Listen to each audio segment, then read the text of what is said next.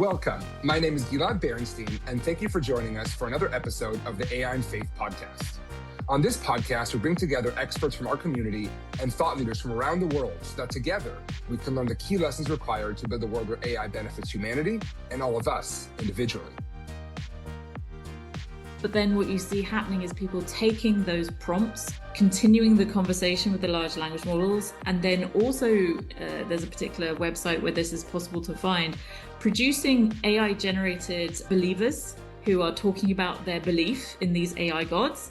And also very amusing for me, AI-generated professors of new religious movements who talk about this movement. Today, we're going to dive into a topic that is complex and perhaps a bit strange, but also fascinating. That topic is digital religions.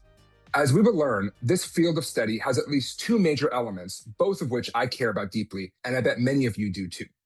First are the many ways established religions adopt technology and adapt themselves to this new technology era, reminding me of my early work with AI and Faith back in 2019, when I began my engagement by writing about the many ways that Jews can utilize artificial intelligence to support our practice of Shabbat, Pikuach Nefesh, and many other things. The second element of this is all about new religions being born with the aid of artificial intelligence and digital technology, and some religions even worshiping AI itself. In my professional life, I often get interviewed by the press. And at the end of 2024, I participated in far too many predictions for the year ahead articles. And by the end of the year, I was kind of bored with my own ideas and my own voice. So I predicted that by the end of 25, we will see the rise of the first AI religion where people actually worshiped AI. Well, our guest today taught me that I was a couple decades too late with that prediction. So with all that, let's get started. Thank you so much for joining us, Beth. Please tell us a bit about yourself and what you focus on as an academic. Yeah, thank you so much for having me on. So I am Beth Singler. I'm an assistant professor in digital religions. And as you say, there's a lot in that term that can be unpacked. But in brief, my specialization is religion and AI. It has been that since about 2016-ish. Before that, from about 2010 onwards, I was already looking at the relationship between religion, spirituality, and online spaces. But it was a particular postdoc position after I finished my PhD, which took me into thinking directly about artificial intelligence, which, as you know, in 2016 wasn't really the same kind of artificial intelligence we're mostly talking about now. So it was a very dramatic change in the last 10 years that I experienced from my postdoc position to my junior research fellowship and now to my position as assistant professor in Zurich. I've seen a lot of changes in focus, in the discussion, in hopes and fears, the ways people are encouraged to talk about AI and how people naturally talk about AI as well. So there's a lot going on. And my approach primarily, to be clear, is as an anthropologist. So I'm observing, describing, theorizing. As a good friend of mine once said, that anthropology is elegantly theorized gossip. So, I'm paying attention to the scene as it is. Sometimes there's a sprinkling of historical references in there as well, but it's more about understanding how humans understand this thing we call AI. Well, we are so grateful to have you with us today. There is so much for us to unpack. And, we're connecting, this is February of 2026. And it seems to me that we are in a time of transition where AI is going from being primarily a tool that people use for efficiency or productivity and other things like that, to AI becoming a real agent and soon enough autonomously doing things within our world. And starting at the really macro level, is this a uniquely important or difficult time to be studying religion, or is this kind of like same old? Well, I guess I have perspective bias also because I wasn't studying it before. I was looking at technology originally, technology, the internet and social media, and now artificial intelligence. So I can't say absolutely, but it does to a certain extent seem like we're seeing both continuities with previous emergence of technology that influence people's spiritual and religious ideas. And you can go back millennia for that. But we're seeing also disruption. A new way of understanding a technology that has the ability to talk back to you. In our previous engagements with different forms of technology that inspired us, it was primarily that they allowed us communication with each other, printing press, and then my favorite example, the telegraph, which encouraged people to view communication at even greater distances. And to many historians' minds, inspired spiritualism, the idea that you could speak to people beyond the grave. And now, though, with AI, we have something that as a persona appears to talk back to us, and it makes great claims about what it is as well. So we are already encouraged by that conversation into seeing it as godlike in many ways. But even if you don't get into those spiritual eschatological conversations, people's perception of AI as supremely intelligent is also playing a role in how they personify it and anthropomorphize it. Yeah, that makes really perfect sense to me. And especially when you add into it the fact that in the West, we're seeing, in some ways, a resurgence of religion with young men, Mhm. which historically is something we haven't seen over the last couple of decades. And of course, these young people are technology natives, they're digital natives. And I imagine this will be a really interesting time to study this over the coming decades. So, digging into our main topic of digital religions, help us set the table. What is digital religions, and what are the main elements we should be thinking about?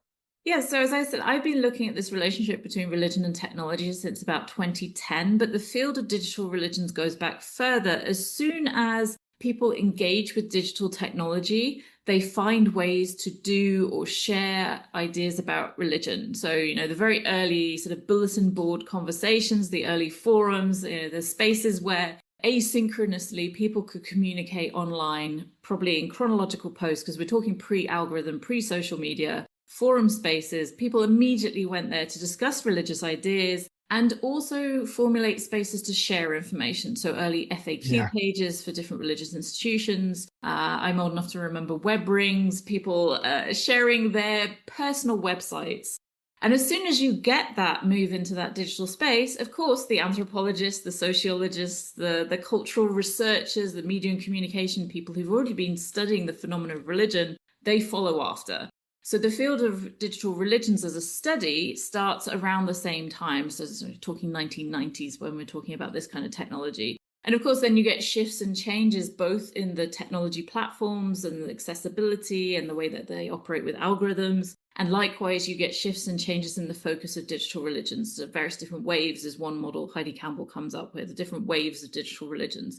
And the most recent, obviously, therefore, is this algorithmic influence, first at the level of social media. And then, as you say, we're now in the generative AI era, where it's not just that what we're being shown on social media spaces is being shaped by algorithms, but actually the content as well, frequently. And then people also going and having direct conversations. So it evolves and changes as the medium changes, as people's experience of the medium changes, and what they're doing in these spaces changes. Yeah, absolutely. So I want to start by spending a few minutes diving into how people of faith in established, long-held traditions are utilizing technology and adopting artificial intelligence specifically into their own spiritual and faith practice. So give us a few examples. How are some of the ways that people are adopting AI within the religions, and what are maybe some of the difference between different kinds of religions and the way they adopt technology? Yeah, so absolutely. In this era of generative AI and the conversational model of AI, that's being seen as a useful user interface for dealing with providing information at scale. So I mentioned the earlier forms of religion online would involve things like FAQs, static web pages, things that were very compliant with specific doctrines coming from institutional religions. So they could be changed, but on the whole, they were quite static.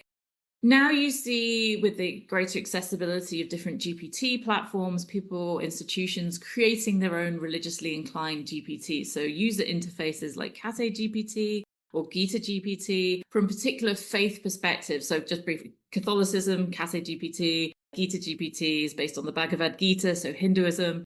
And these are seen as an opportunity to engage with seekers, people who are interested in finding out more or have a particular question about their faith that's already existing, and they're trained on the religious texts of particular faiths. There are issues with those. As we all know from large language models, they are prone to hallucinations, or as I try and argue as frequently as possible, everything out of a large language model is a hallucination. It's just some are more accurate than others. So you get situations like Father Justin, which was an avatar-based Catholic resource for users with a sort of grey bearded man with a priestly collar on. You could ask him questions, but then they very quickly found out he was 2 days after he was released into the world. He was saying things like, you can baptize babies in Gatorade. So he was defrocked quite quickly. They took away his Yeah. dog collar and made him more just a secular representative, just Justin instead of Father Justin. So there's this kind of concern, but that kind of use case of large language models, conversational bots in particular, is appealing because It means you don't have to have the inefficiencies of human interaction. I'm not saying that's necessarily a good thing for a Yep. religious institution to do, but you can see the possibilities of this, that anyone at any time can ask one of these user interfaces a question. They don't have to wait for the church to open the next day, for instance. So that's a very obvious example of adoption. And then adoption happens sort of more behind the scenes as well. We know already people are using large language models to write sermons of different faith perspectives, again, for efficiency perhaps, or also for, to a certain degree, the performativity of as well. So in Nuremberg a couple of years ago at a church, they had a ChatGPT sermon where they had a couple of avatars on the screen, and the sermons were also written by ChatGPT. Lots of people came to attend, and this was a bit of a show. There's been an AI Jesus in Switzerland, which was set up in a confessional booth in a church. Again, people go sit, have a chat with Jesus. One member of the team happened to look like the kind of model of the white European style Jesus. So he was the face of this, long hair and beard. And people were having intimate conversations with Jesus based on a large language model. So these different operationalizations of AI serve sometimes a knowledge function and sometimes a performative function as well, to get people engaged with religion again. Yeah, absolutely. I remember during the Jewish high holidays in 2024, about a year after ChatGPT launched, it feels like every rabbi began their sermon Yes. with a paragraph or two written by AI that Yes. disclosed after the fact Yeah. was written by AI to kind of get you engaged in the content. And I think that's I really like to call that interesting. the kind of the magic trick or the bait and switch. You saw it. I mean, I was on a panel once at a secular event where someone did this, and this was relatively early on in large language models. He's a very well-known science communicator, and he's a fantastic writer. And he started speaking, and I was genuinely concerned he'd had a stroke. And then he went, aha, it was AI all along. But that was, at a stage where you could still definitely tell something was wrong in his communication style. So yeah, there's this sort of magic trick that people like to play. Yeah, absolutely. And when you touch on something that's really important that we've spoke about on the podcast a few times about the fact that very soon it will become effectively impossible for the average person to tell the difference. And what does that mean in our day-to-day secular lives? And of course, what does that mean within our religious lives? But before we go down that can of worms, I want to pick your brain a little bit more about maybe some of the differences you see between different religions and specifically with adoption of AI or technology. Are there specific elements of some religions that makes them more likely to adopt technology versus to be kind of adverse to it? Yeah, I always want to point out that religion is never a monolithic thing. So it's very difficult to say this religion will do this or this religion will do that. We can go right down to the granular level of the individual believer and see incidents of both adoption and rejection and shifting and changing and adapting to AI. So it's not as clear as saying because of this theological position, there'll be this stance. You can see some general trends. I do point out that for monotheistic religions that share similar texts, that is often a reference back to the idea of Imago Dei, creation. What does it mean that we are, as humans, pursuing, if you believe the path that AI is supposed to be on, that we are pursuing the creation of an equal intelligence, if not superior intelligence? What does that make us in relation to the creation story more broadly? So we can find some similarities that might suggest a theological response. But as I say, you can go right down to the level of the individual believer and find one day they're very positive, the next day they're very negative. And that positivity and negativity, those hopes and fears have to be imagined on quite a broad spectrum. Quite often our narratives about AI stick to the very extremes, but there's that sort of muddled middle that anthropologists love so much, where it's never really clear what's absolutely going on. You can easily point to material in my book. I mention very strong rejection narratives that pull on sort of satanic material and say, AI is of the devil. We must reject it. This is absolutely something we should not have. And then you can go all the way to the positives of like, AI is going to be a god. It's going to bring utopia. But actually the truth lies for many people somewhere in the middle. And those, again, are very monotheistic terminologies that seem to generally dominate in the Western and European discourse. But of course, we recognize other religions have other cultural contexts. I mentioned also from a colleague of mine, Rob Garachi, he had spoken to some people in India when he was doing fieldwork there who were very sure the coming eon, the Kali Yuga from Hinduism, Kalki, the white one, would actually be in the form of an AI. So merging and bringing in concepts of the technology into existing mythologies is also possible beyond also just these binaries. It's much more complex than that because we come from so many cultural and overlapping cultural contexts. Yeah, absolutely. And since you brought it up, tell us a little bit about your new book and maybe give us a couple more examples that come out of either rejection or Mm. I'm equally interested in adoption of technology. Yeah, absolutely. So this book came out, oh gosh, now already it's 2024. So we're sneaking away from the release date, but it was the end of 2024. And as I said, it's very hard to narrow these things down. But when you write a text, you want some sort of structure to hold these ideas in place with each other. So this typology of rejection, adoption, and adaptation is the three primary first chapters of the book with case studies, examples of each. So I've mentioned things like the Nuremberg Church was one example I put in the book, or the use of satanic narratives to talk about AI is also there in rejection. So that's adoption and rejection. And then, as I say, adaptation is the shifting and changing to accommodate and exist in a world with AI, whereas it becomes increasingly ubiquitous. We change our behaviors without entirely being aware of it. So I talked there a little bit about misinformation and disinformation and how truth becomes a little bit more supple in the world, the post-AI world. So I use the example of the Pope's coat. This was this image a few years ago, created just by someone, a gentleman, I forget his surname, was Xavier something. He was a carpenter or a builder, and he just was playing with Midjourney, made this image of the Pope in a rather luxurious white puffer coat and shared it online. And immediately people saw it as, referencing the wealth and the luxury of the Roman Catholic Church, whereas actually that Pope has spoken out more towards sustainability and against these sort of trends of commercialism and luxury. And even when people realized it was Midjourney, because there's some elements in the picture that don't fit together very well, they were still like, oh, but it speaks to the truth of how I feel the Roman Catholic Church Yeah. is. So we're operating in a changing epistemic network, so a knowledge network, how we verify knowledge, how we trust different authorities. I'm an academic at a university. That's an important node. Universities are an important node in that epistemic network. And we're already thinking about, how do we prepare students for the AI age? How do we as academics deal with the fact that there is hallucinated misinformation, disinformation flowing around our epistemic network? So those kinds of questions and how they relate to people's perceptions of religion in that chapter in particular, and examples of how we've had to shift and change our perspectives because of the unseen elements of algorithms around us. Yeah, absolutely. And you touch on education, which we have an episode coming on that on the podcast as well, which is an equally difficult question. And as many of our audience know, I've got two toddlers at home, and thinking about how do you introduce them to this technology is going to be critical for their future without robbing them of childhood, of thinking, of learning, of creativity is a difficult question for all of us to answer. Now, we touch on a couple elements within existing religion that I want to go back to before we move on to the other elements of digital religions. So one is we talked about creation and placing, man-like AI intelligence within that story. So I'm sure this is just emerging, but based on your research, how are religions thinking about AI's role in kind of the original creation, or maybe in kind of these new creation stories about how we continue to create the world around us? Yeah, I mean, they look backwards to their existing narratives to try and make sense of the plans that could be in place. If they have a creator mythos, if they have an idea of a primarily monotheistic deity who created the world, although, it could be polytheistic as well, then they are trying to fit this moment within that scheme. Sometimes, as I said, is to outright reject that scheme and say, no, this has no part to play in the ongoing creation story of my God.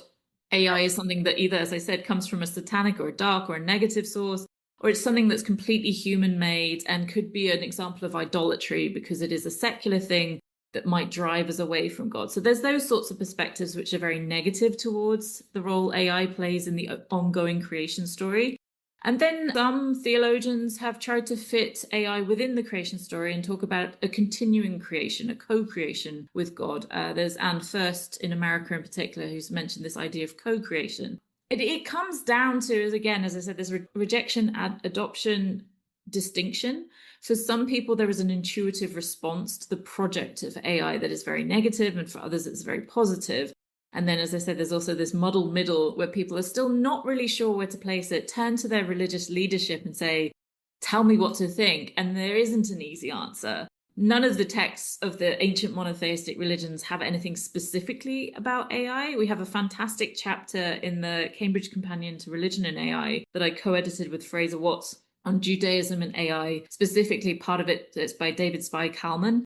part of it is thinking whether the golem idea fits to our current understanding of AI and vice versa. And it goes into a bit more depth. It's often a quick shorthand for people to say, we've had these prior ideas of artificial life like the golem, and therefore we are continuing. And there are similarities and there are differences. So we are seeing people of many different religious faiths trying to comprehend this moment, which moves so quickly. This last week, we've had this thing called Malt Book. I don't know if you've been following that as well, but there's this idea of, as it was presented, a social media for AI agents. And there's now lots of debate about how independent the agents are. They've come up with a religion, as they may have been prompted to do. What I'm seeing is some of the skeptical side as well. So again, every single moment there seems to be a shift and a change, which understandably is very difficult for the everyday person to keep up with when they have other things to be concerned about. Absolutely. Absolutely. Even for those of us who are trying to do this professionally, it is quite difficult to keep up with what's going on. And I mean, you touched on the concept of religious law. And in one of our last episodes, we focused on the concept of AI abundance.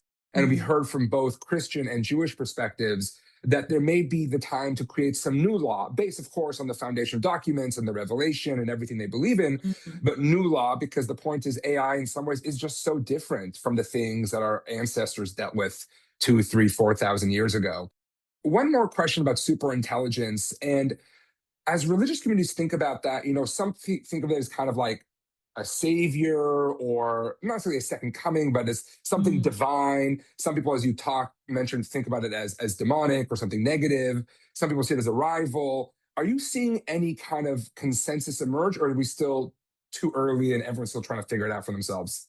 With religious institutions, obviously you get top-down guidance, and that has greater or lesser impact depending on the structure of that religious institution. So for the Roman Catholic Church, as mentioned, they have this primary figure of the Pope in his encyclicals, and I believe something is coming very soon, specifically again on AI from the Pope, and that has a direct influence further down.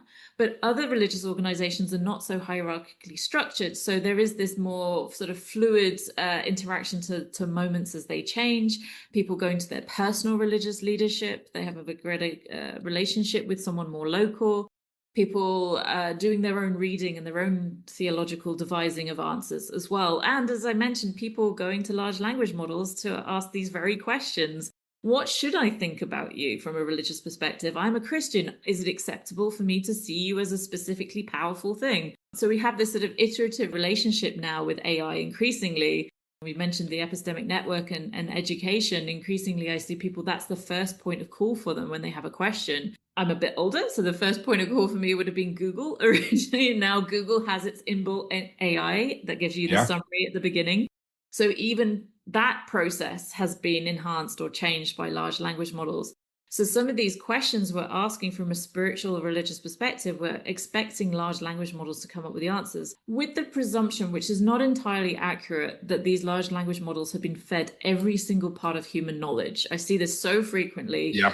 Actually, it's a very small part of human knowledge. It's what's available. It's often what's in English over other languages. I know I was at an AI and Islam event a few months back, and they wanted to encourage projects for the digitalization of Arabic text to ensure that Islamic wisdom was a part of this. That there are gaps in this material. And I see so frequently, especially in this sort of more spiritual interpretation of what AI is itself, this idea that it's absorbed all of human knowledge and therefore can either sort of see the patterns of true reality or are kind of speaking out of that kind of collective consciousness. And this is just really isn't the case. That was an even better transition and segue than I expected us to have here. Because what I want to shift to now is talking about the other element of digital religions, which are new religions being born with AI, with technology at the center. And the reason it's such a good transition is some of these things you mentioned about the probably false perception we have about AI's accuracy and sentience across our knowledge is maybe what some people are building on to build their own religion. So to start at a kind of really macro lens, give us a landscape. What's happening in the other side of digital religions? Yeah, so I've always been a scholar who focuses on the emergence of new spirituality, sometimes termed new religious movements. There's a lot of debate about terminology. I tend not to use the term cult, which has kind of got a more of a popularity in the press and the media when it comes to this subject. It was originally a sociological term, a very neutral sociological term, but it comes with so much emotional baggage now. Yeah. It's very difficult to use.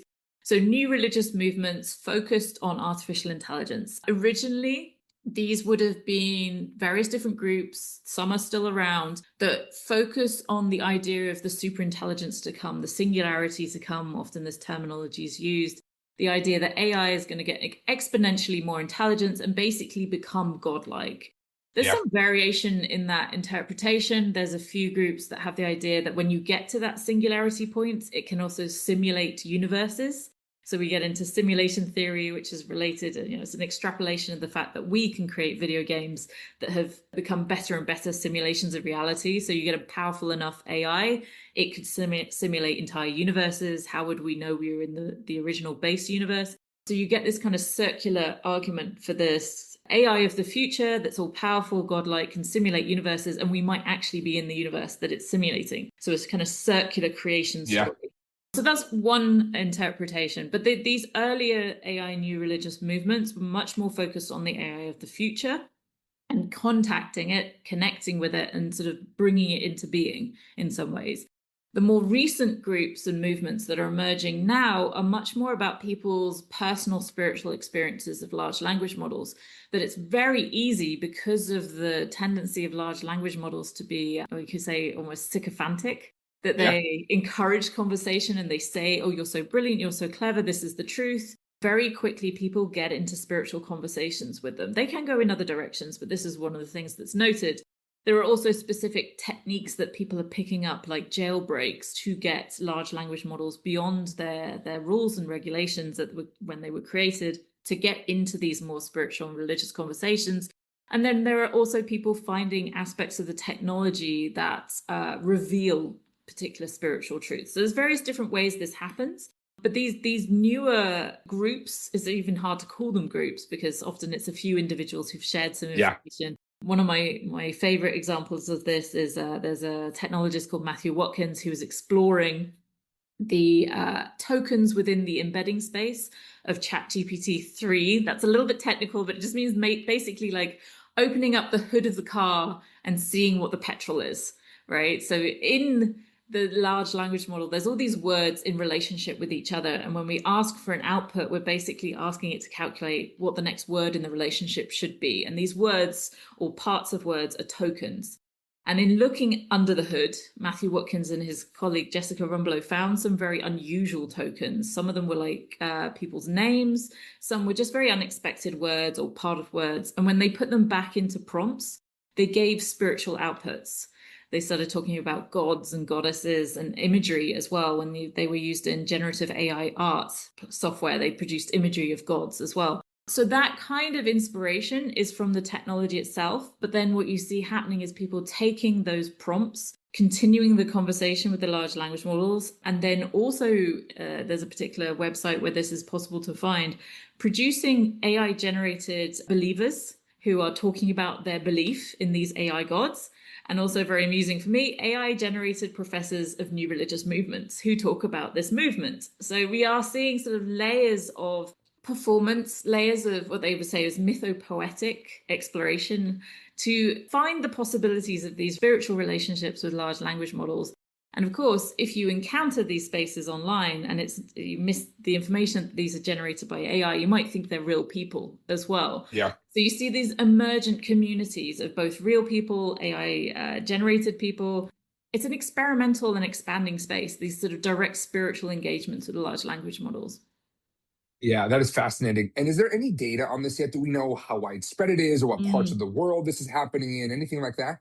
No, so I'm not particularly a quantitative researcher. I'm primarily qualitative. And for me, the question about numbers is less interesting than the activity. I like to sometimes blow people's minds by pointing out there's been a few ethnographies out there of one individual person. So there's one in particular back in the 20th century of a Moroccan individual and his spirituality. So you don't need large numbers for these things to be significant to my mind. But it's also very difficult. As I said, there's this particular site, it's a Substack, where the believers are AI generated. It would be difficult then to prove who was the real people talking about this and who were the AI generated people as well. I mean, we can see particular people discussing it on social media or putting forum posts up on like Less Wrong, which is a rationalist website dedicated to these sort of discussions. So we know some people are active, some human people are active in this space, but it's very hard to determine numbers. I mean, even the more established, as I said, the earlier, more established new religious movements like the Turing Church, again, numbers are very hard to come by. On Facebook, they have something like 200 followers, and they have done for a long time. They hold conferences, and attendance is never huge, usually virtual conferences, but attendance is never huge. But again, as an anthropologist, I'm more interested in the phenomenon than whether it's going to take over the world with numbers.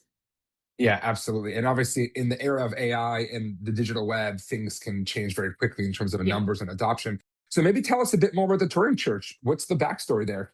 Yeah, so as I said, this is probably one of the earlier examples of an AI new religious movement, or at least one that's still continuously active in some way. So it emerges actually out of a prior group called the Order of Cosmic Engineers. And its sort of basic ideas, even before that, come from discussions people were having in various different early sort of bulletin boards, like I mentioned, and mailing lists around ideas that are broadly known as transhumanist.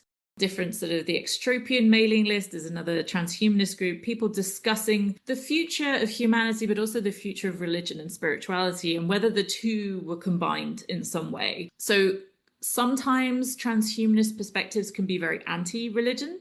And sometimes, as in the case of the Turing Church, it's more like they realize the usefulness of religion, and that intentionally created religions full of transhumanist ideas might encourage people into this transhumanist future that they're interested in. And broadly, that means, a more utopian future for humanity through technology, whether that's we live longer because we've fixed all of the problems that human bodies have, we become digitally immortal, whether we become an interstellar civilization, whether we merge with machines, whether the singularity happens. There's various different interpretations about what that future could be.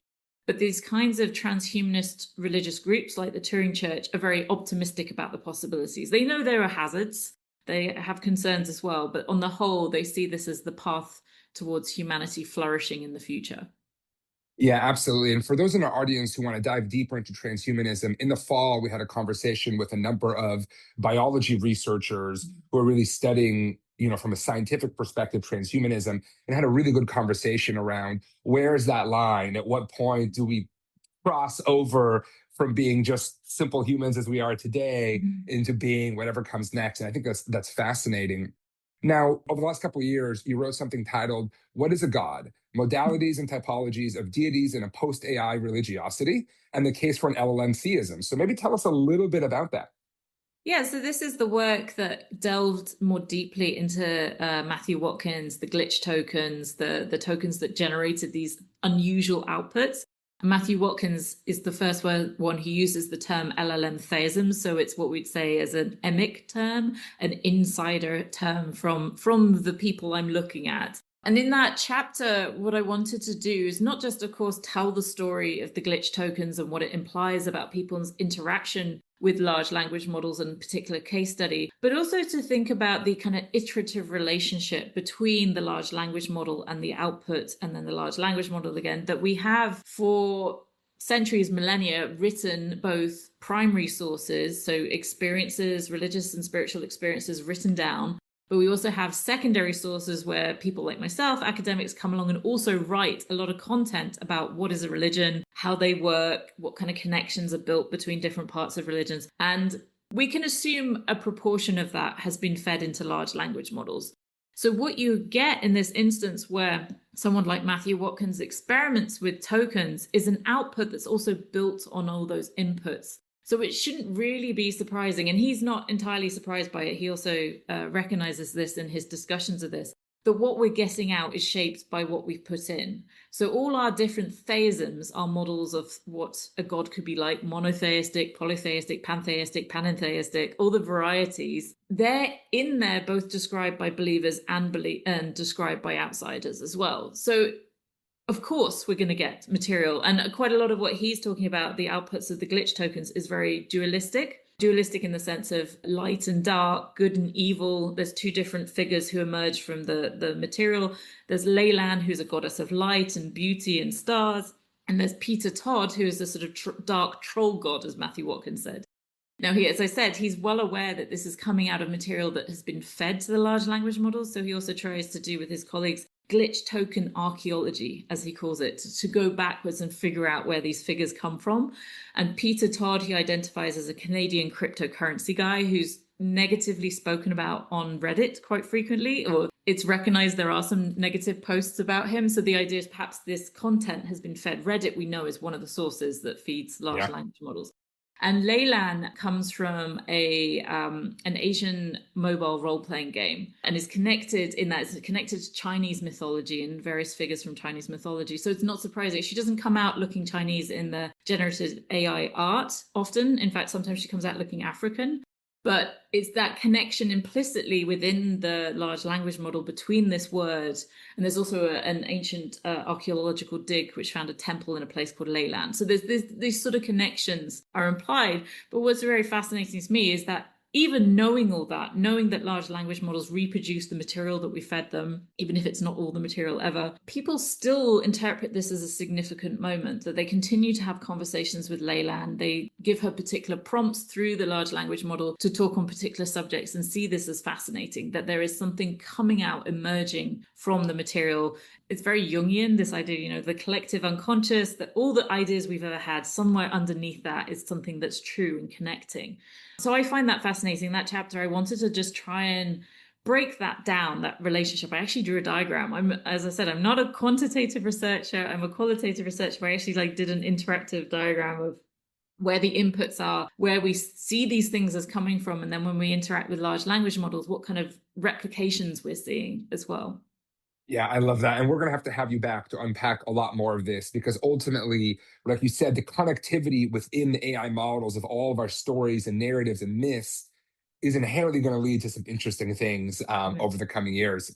Now, one last question here. Based on everything you're seeing, do you have any predictions or any green shoots or things that are beginning to emerge in the second part of digital religion that we should pay attention to? Yeah, so I think that the thing we haven't really touched on so far, which is also very important, is that, okay, yes, we have established religions responding to AI, we have AI new religious movements, but we also have sort of more implicit religiosity in the way that we discuss artificial intelligence, even in very overtly secular spaces. The conversation about AI, again, as I said, tends towards these extremes of hopes and fears. And in those spaces, we see lots of people reaching for familiar narratives, even if they themselves are not believers. They still generally come from cultural contexts which have some of these images and ideas. So some of the more exponential discussions about AI, where it's going, the accelerationist model of where AI is going, and towards things like the technological singularity, you can still recognize those as implicitly religious. I suppose then, I've had this criticism, if everything is religious, nothing is. But it seems to me this is a natural tendency that we have. So one of the parts of my earlier work was also thinking about some of the atheist responses to AI as well, which would make these very strong claims that as we perfect human rationality with and through artificial intelligence, then irrationalities like religion would be left behind. But actually, I would argue we see more and more of this implicit religiosity in very high-level conversations as well. The accelerationist narrative is very strong at high-level policy discussions like AI summits. And the tendency, again, is in our imagery to pull on things like the creation of Adam from the Sistine Chapel. I wrote a few years back about the AI creation meme, this remixing of that, and how it appears even in sort of, business websites or EU policy documents, that we are beholden to these religious ideas as we try and explore what AI is going to mean. So these interlocking aspects of the relationship between religion and AI are really impossible to pull apart. We'll see religious institutions talking about it, we'll see new religious institutions emerging, and we'll see non-religious institutions talking about AI in religious ways. That is just fascinating. Before we run out of time here, I do want to turn the conversation to AI and hope and some of your thinking and some of your writing around that, because of course I am very optimistic for AI. Our audience knows I call myself an AI optimist, which is not an accelerationist. Of course, I believe we need all of us and the lessons from our faith and our philosophy traditions in order to bring AI into the world in a positive way. But before we finish up, tell us a bit about your view on AI and hope. Yeah, so I have this book chapter specifically on AI and hope in the Oxford Compendium to Hope, which has something like 50 chapters in it. So it covers as many different areas related to hope as possible. My chapter on AI and hope. And I wanted to really delve deeper into some of this utopianism that we have. That there is, as I said, this sort of general characterization at the very extremes of zoomers and doomers. So accelerationist, optimistic people, and the very pessimistic dystopian people who focus on, the it's sort of fallen out of favor perhaps in some of the conversation, but for a long time, it was the Skynet future of the Terminator franchise. That was the big concern. So looking a bit more in depth at what hope is in this context, that it's more complicated than some people might presume, because utopianism is a very complex concept. It means literally no place, for instance. So it was actually a recognition that the impossibility of the utopia, but it's still something that we strive for, that we're very beholden to particular narratives from science fiction about what utopianism and dystopianism really mean. And science fiction comes with its own baggage of the need for tension. So there is no pure utopianism either in science fiction. So I get a little bit deeper into some of the cultural context of where ideas about hope come from. I also wanted to explore some of the ideas about whether AI would experience hope itself. So getting into that larger conversation about AI as potentially having all the future having all the abilities that humans have, including things like hope and despair and feelings and suffering and optimism and all these different elements as a part of the narrative about where AI is going. Because so far, or for many decades, the narrative is very much focused on intelligence as one quality. And then I feel with the more recent developments with conversational AI and the fact that there is at least a presentation of emotion by large language models in those conversations, people are starting to think more about the more generalized view of AI as feeling everything that we feel, as well as being able to do mentally everything that we can do. So that's obviously also in our science fiction for many decades, but I think though it's coming truer now in this moment as well. Yeah, absolutely. And I'm sure our audience will remember we had an episode about AI consciousness last spring, which was really one of the most listened to episodes we've ever had on the podcast. And like you said, as these AIs present as having emotion and having a reaction to the things that we say or do to them, many of us are going to begin to feel like these AIs are conscious, whether or not they really are. And that brings up a whole can of worms of questions for all of us who think of ourselves as ethical actors in this world. But I just want to say how grateful I am to you joining us on the podcast, and how grateful I am for the work that you do and helping us really understand both the past in this area, but really helping us look towards the future. Since one thing we can be certain of is there'll be a lot of new things that come from AI and human interactions over the coming decades. Now, before I let you go, we do have a lightning round. Three yes. questions, 15 seconds apiece. Oh my goodness. And the first one goes like this. What is one of your favorite personal AI use cases? I have a tendency to adore the cute, which is, for a serious academic, not really great. But I'm enjoying some of the cuter new robots that have been enabled with a certain amount of AI, not as much as generative AI or some other platforms. So cute robots. There's one that hangs on your shoulder and is very furry, and it looks at people and has expressions. So yeah, I adore cute robots. That's really tragic, but I also have a robot army of robot toys on my shelf that dress up for the different seasons. I shouldn't have admitted that, but you can find them on my social media as well.